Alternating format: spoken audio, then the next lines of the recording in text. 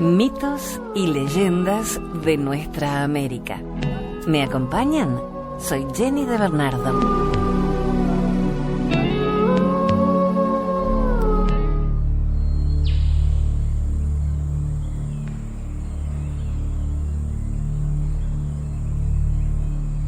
Los ríos de la llanura chaqueña, en la República Argentina, corren por terrenos de muy poco declive, siendo por consecuencia de curso indeterminado.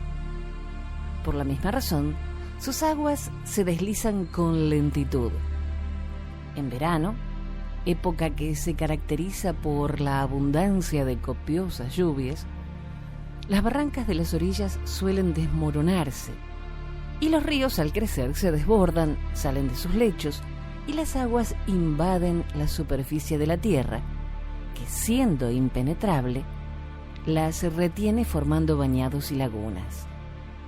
Las materias orgánicas arrastradas por los ríos en sus recorridos quedan depositadas allí donde las aguas se han detenido, fertilizando las tierras, lo que se traduce en exuberante vegetación característica de esa zona.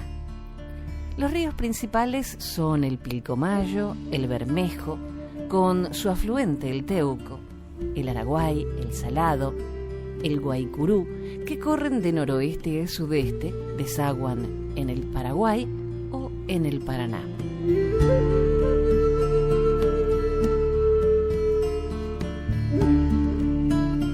Y precisamente hablando de estos ríos, una leyenda toba nos cuenta el origen de los ríos chaqueños.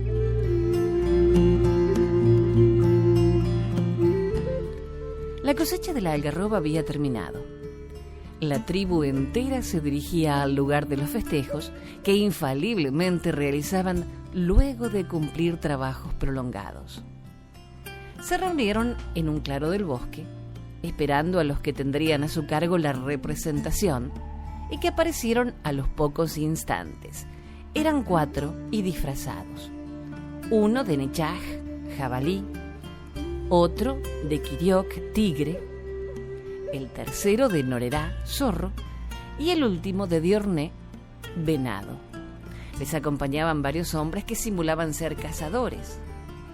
Desde que el juego comenzó y en el que debían atraparse entre sí, actuaron a la perfección, imitando las características y las voces de cada uno de los animales que representaban.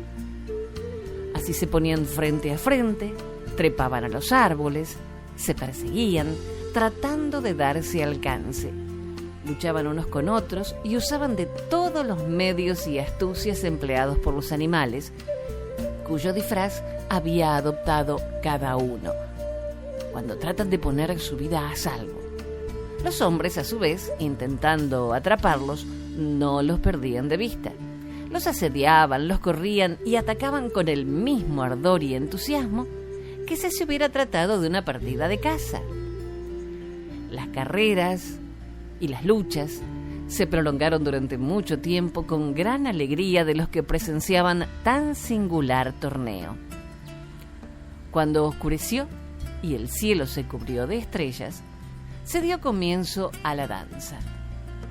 Empezó a oírse el monótono son del pimpín, un tambor hecho con un tronco de yuchán, de palo borracho, partido transversalmente en dos y cubierto con un cuero de lervá, de vizcacha, que tocaba incansablemente el director del baile, colocado en el centro del espacio destinado para la fiesta. Comenzaron con la guacanic, estrella, la danza preferida por los tobas, que consideran a las estrellas como los ojos de sus antepasados, en cuyo honor la bailaban, formando varias ruedas, tomados de la mano y mirando siempre hacia arriba, danzaban siguiendo el compás, que valiéndose del pimpín, marcaba el que oficiaba de director. Estos compases, lentos y espaciados al principio, aumentaban de velocidad a medida que el tiempo transcurría y crecía el entusiasmo de los bailarines, cuyos cuerpos seguían con movimientos rítmicos las variantes marcadas por el pimpín. Acompañaba a este son el tintineo característico que hacían a chocar unos con otros las piedritas, los amuletos y las semillas colgados en los cinturones y de las chacas, pulseras vegetales usadas por los bailarines rodeando sus brazos y sus piernas. Un coro masculino dejaba oír sus tonos graves, al que se unían las notas más agudas que entonaban las mujeres, la tagaá, la aloja. Mientras tanto, servida en vasijas de barro, iba de boca en boca, levantando los ánimos de los concurrentes, multiplicando su alegría y aumentando su entusiasmo. Así pasaron la noche entera. Con ella terminó la fiesta. Y cuando el sol volvió a aparecer por oriente, sus rayos llegaron hasta los hombres y mujeres que, vencidos por el cansancio y embotados por el efecto de la abundante aloja ingerida, dormían su fatiga al reparo de los árboles. Varios días después de realizarse esta fiesta, llegó a la tribu de Salarnec Chiguisi, el cacique Nutria, un extranjero que dijo llamarse Coipac, palo. Luego de una cosecha tan pródiga y de los festejos ruidosos con que la celebraron, los ánimos de los indígenas se hallaban predispuestos para ver y recibir al recién llegado con simpatía. Si a ello se agrega la astucia que empleó el extranjero al fin de granjearse la amistad de los naturales, se encontrará la razón por la cual lo acogieron con afabilidad, no descubriendo sus intenciones aviesas, sino cuando le fue imposible deshacerse de él. Así fue que, en lugar de corresponder a la buena acogida que se le dispensó, quiso al poco tiempo imponer su voluntad y usurpar los derechos de quienes eran los verdaderos dueños de la región. Lo consiguió siempre y ocasionó múltiples daños a quienes solo debía favores. Llegó un momento en que todos le temieron, convencidos que poseía un poder maléfico conferido por el demonio. Temerosos de las fuerzas sobrenaturales y de los enviados de los genios malos, nadie se atrevía a lanzar contra él sus flechas con puntas de ñoaticuruzú, cuyas espinas venenosas eran infalibles. Coipac, por su parte, se reía de ellas, sabiéndose invulnerable al más activo de los venenos. Él no reconocía derechos ajenos y actuaba de acuerdo a los dictados exclusivos de su voluntad y de su conveniencia, sin importarle el prejuicio que sus actos podrían ocasionar. Los toldos de la tribu de Chiguisi se hallaban en las cercanías de Yuyoma, la laguna del pescado, cuyas aguas brindaban a los Nolahuic, a los indígenas, abundantes peces, entre los que había toigif, hueserá, chalné y noac. Las aguas de la laguna guardaban celosas al pez sagrado, el sacinec, el dorado, de tamaño extraordinario, padre de los peces, y que proveía a la laguna de esos animales.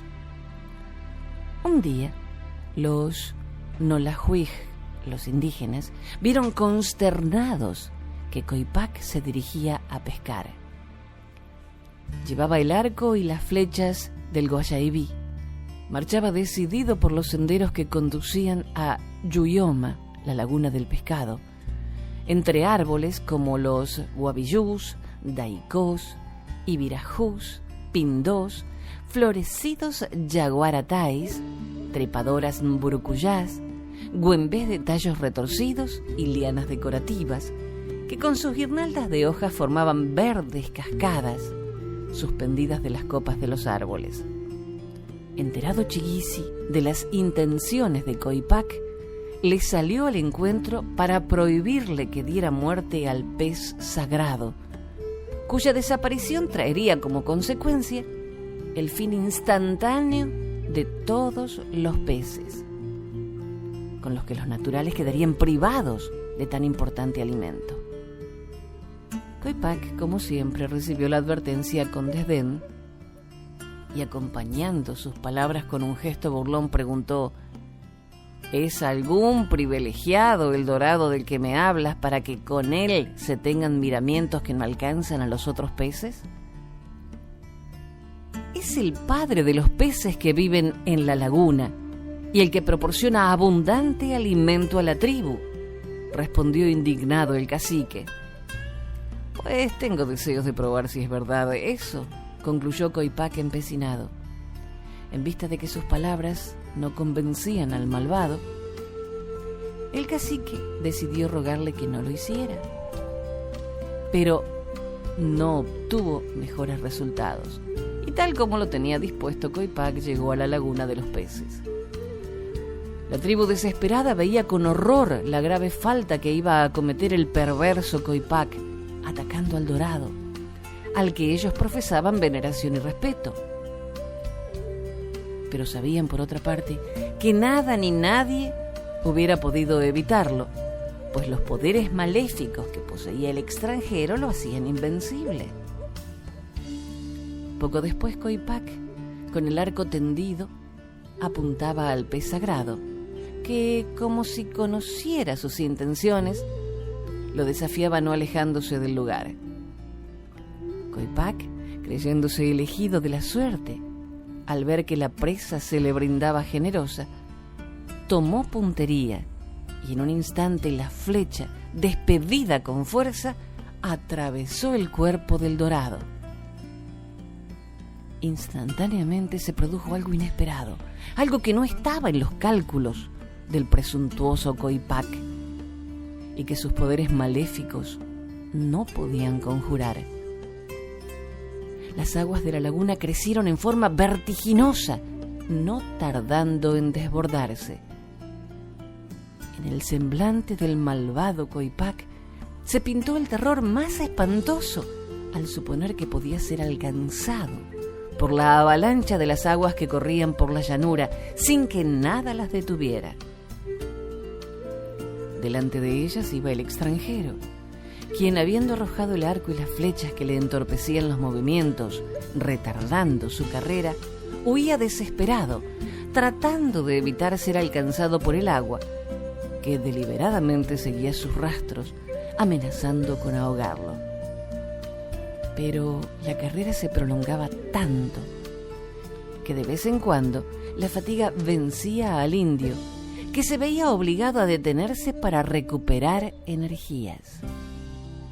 Esos instantes eran aprovechados por las aguas para detenerse también y esparcirse por el llano, formando lagos y lagunas, que al llegar hasta donde se hallaba Coipac, lo obligaban a recomenzar la carrera interrumpida.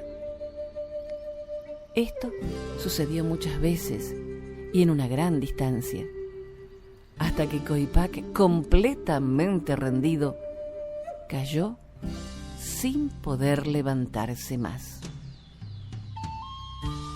Las aguas lo cubrieron, deteniéndose desde el momento que ya habían cumplido su propósito: castigar al matador del pez sagrado.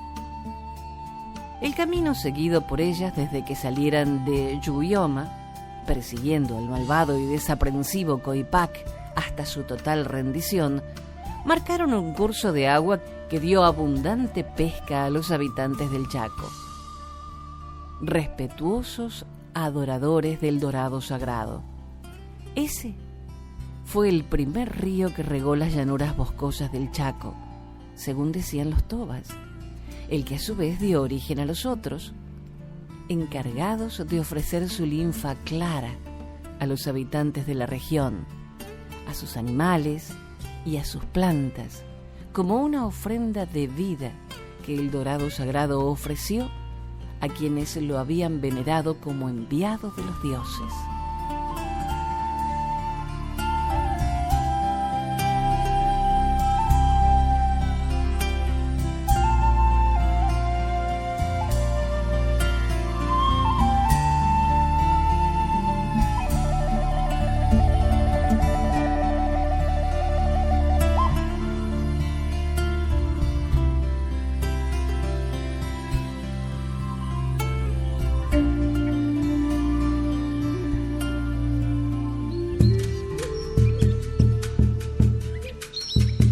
Desde Venezuela nos llega la leyenda de Huasacá, el árbol del mundo. Más allá del gran valle del Garoní, más allá de la Ollantaypuy, en los límites mismos de la espesura de la selva, se hallaba el gran Huasacá o árbol del mundo, que daba toda clase de frutos con los cuales se alimentaban los hijos de Cuaymare. Un día, el orgulloso Manape quiso derribarlo para así no tener que subir más hasta lo alto de sus ramas en busca de los apetecidos frutos. Pese a las advertencias de su mujer, como pudo, logró derribar al gran árbol, y éste, en su caída, destrozó buena parte de la tierra y levantó el inmenso cerro del Roraima y a todos los tepuyes, hasta donde huyeron unos pocos guaraos, y desvió las aguas del gran río que se tragaba al mar, y éstas comenzaron a inundarlo todo. Los hombres y las mujeres, los niños, los ancianos murieron ahogados. Solo lograron salvarse los pocos que subieron hasta los tepuyes. Desde entonces, como castigo del gran Dios que habita en el mar de arriba, el gran árbol del mundo se perdió, y los hombres y mujeres comenzaron a padecer un hambre infinita, y por ello deben trabajar para alimentarse.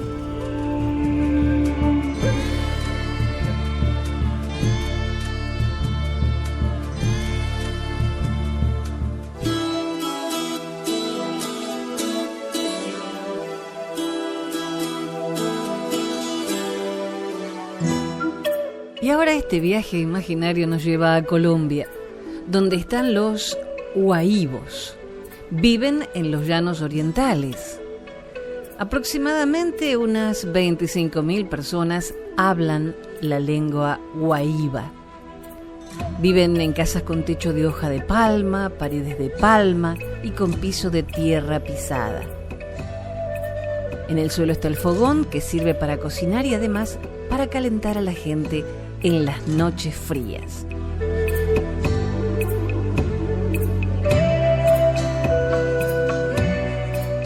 Ellos nos cuentan la historia del fuego.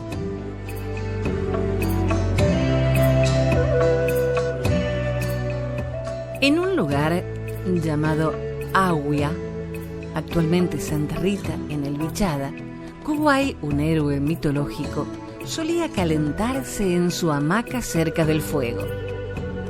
En aquel entonces, la gente no conocía el fuego y por esto asoleaban el pescado y la carne que iban a comer. Pero la gente se cansó de esto. Sin embargo, Kuwai continuaba calentándose con el fuego, aunque la gente no sabía qué era fuego. Un día, por fin, el perico Cachete Amarillo preguntó a su abuelo Kuwai: «Abuelo, ¿qué es lo que tienes debajo de tu hamaca?». Kuwai le contestó: «Nieto, es fuego». «¿Para qué sirve el fuego?», insistió el perico. «Sirve para asar pescado», contestó el viejo. Pero Kuwai mezquinaba el fuego. Entonces el perico pensó: «Mi abuelo mezquina el fuego, pero yo se lo voy a quitar». Y así hizo. Cuando el perico huyó con el fuego, Kuwai le siguió por detrás para matarlo, pero el perico se metió con el fuego en un árbol ahuecado. Kuwai tumbó el árbol en el cual se había metido el perico, y cuando éste cayó al suelo, Kuwai empezó a abrirle huecos. Y es por esto que el árbol cabo de hacha tiene la superficie del tronco ondulada. Sin embargo, el perico salió huyendo con el fuego por el extremo de una rama ahuecada y a su paso regaba partículas de carbón encendidas. Y es por esto que el perico tiene el doblez del ala de color rojo encendido. Después de todo esto, y una vez a salvo, el perico enseñó a la gente cómo utilizar el fuego.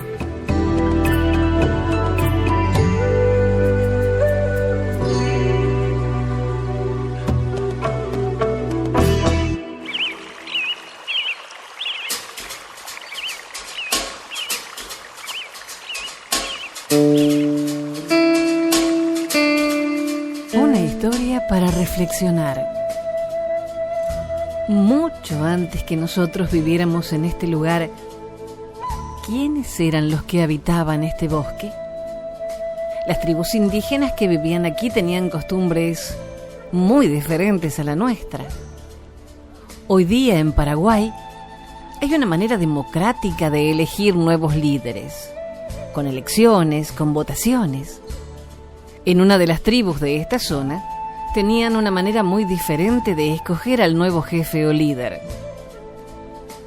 Cuando veían que uno de los jefes ya se estaba haciendo viejito y que ya no podía dirigir más, los jóvenes y las doncellas de la tribu empezaban a buscar una pregunta muy especial. En vez de votar, en esta tribu la persona que le podía hacer una pregunta al jefe anciano que éste no podía contestar, se convertía en el nuevo jefe. Cierto año uno de los jefes se enfermó gravemente.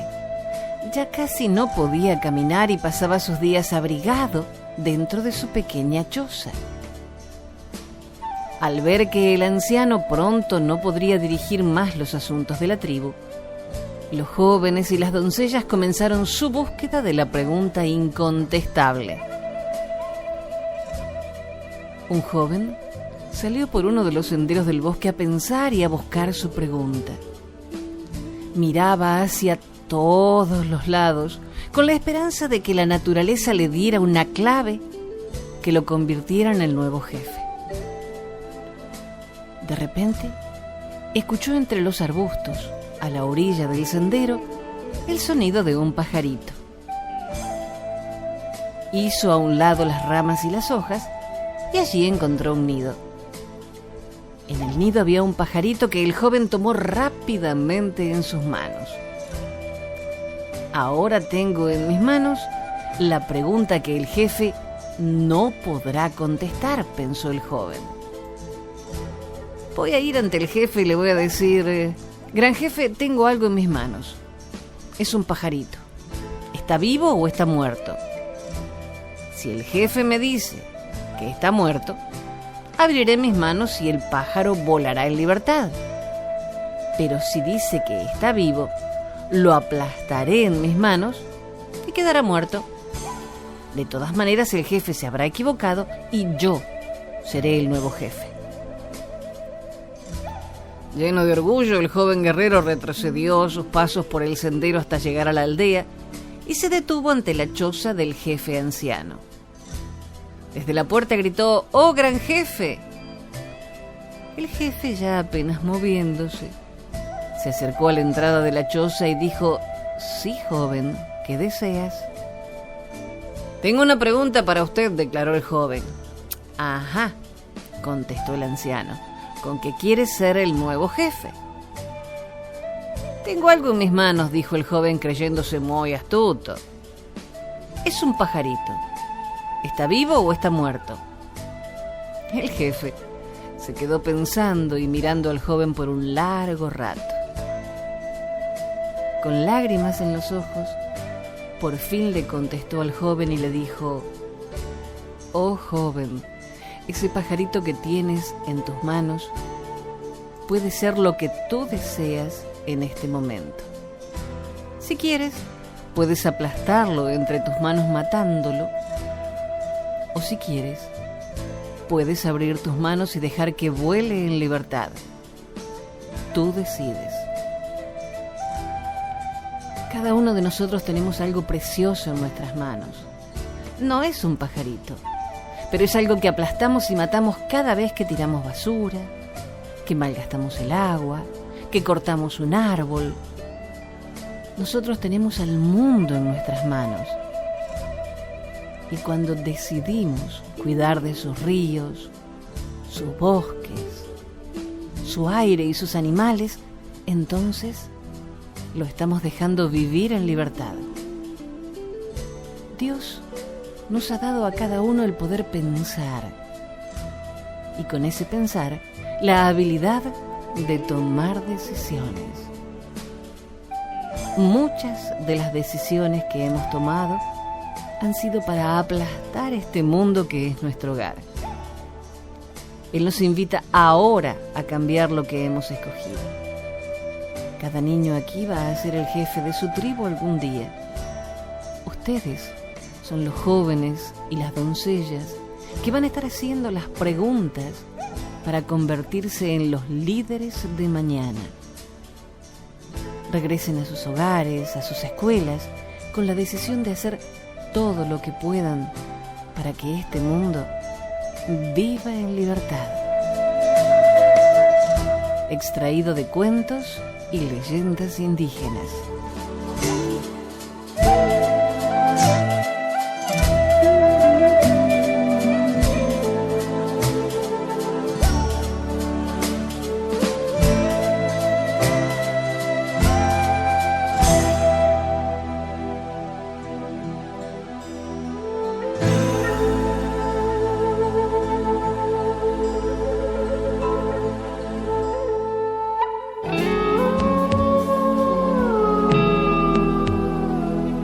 Hasta el próximo relato. Soy Jenny de Bernardo.